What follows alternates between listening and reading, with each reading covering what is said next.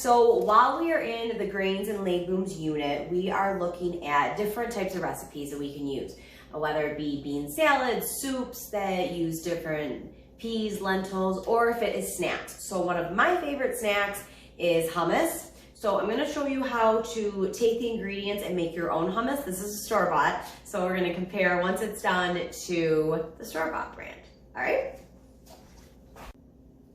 So the ingredients that we're gonna use for the hummus are going to be, we're gonna first start out with garbanzo beans. Now I have bought them in the large can, so I've actually measured them out to about 30 ounces, which is right here. If you're buying traditional cans of vegetables in the store, those cans are right over 15 ounces. So you would buy 2 of those cans. So you also want about a 1/3 cup of the chickpeas or the garbanzo beans, the juice, all right, or the liquid that comes from the can. So again, if you are using a large can and using it for multiple purposes, then you have to measure out both of those things. If you were using a traditional store-bought can for family and home use, then basically you would open both of those cans and you would be set. All right, the next thing that we need is, actually it's called tahini, which is up here. It's basically a sauce or a dressing that is used in a lot of different Mediterranean style dishes. All right, we're gonna use it in the hummus dish.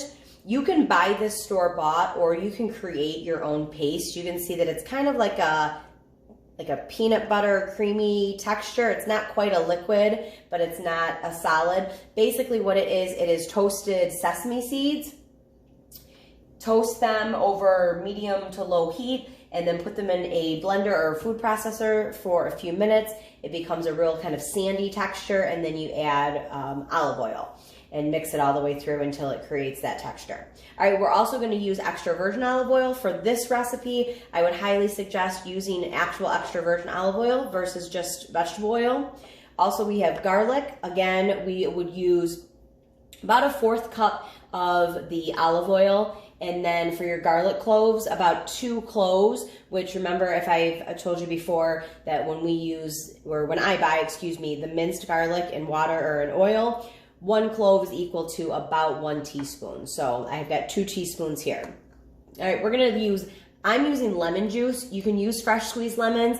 I've talked to you guys about finding shortcuts. I use lemon juice when I do things. It's pretty rare that I hand squeeze lemons. So I've got about a 1/2 cup of lemon juice in here.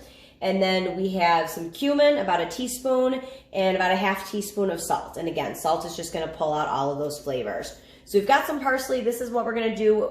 We're gonna use this to finish it, and we'll use some more olive oil, and that will just be to garnish at the very, very end.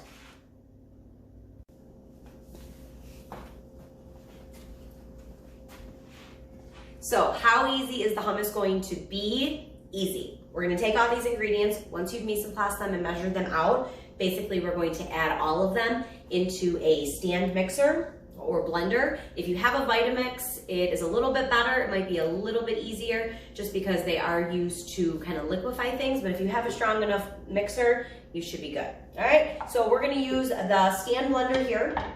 We're gonna add in, I'm gonna do it right here, just so it's a little bit easier. We're gonna add in the chickpeas or the garbanzo beans. All right, add all of those in. All right, we're gonna add in about 1/2 of the liquid from the cans of the chickpeas. A little more than 1/2 there.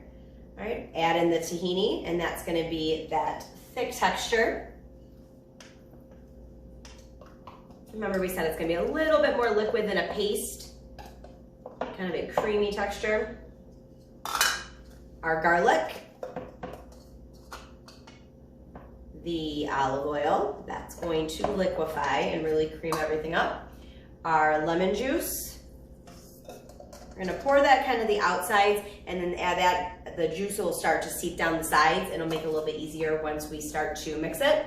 All right, we've got our spices there, our cumin, and then adding our salt, and that will come through. We'll kind of give it a stir just a little bit here. And then we will use the remaining of the liquid from the cans of beans, And if we need a little bit more, then we'll go back over and grab a little bit more. All right, so easy peasy. Now here's the moment of truth. We're gonna put this on and we're gonna let it mix, and I'm gonna put it on a puree setting because it's gonna do, not quite liquefy it, but it's gonna do more than just mix it. So we're gonna leave that on for about 3 minutes.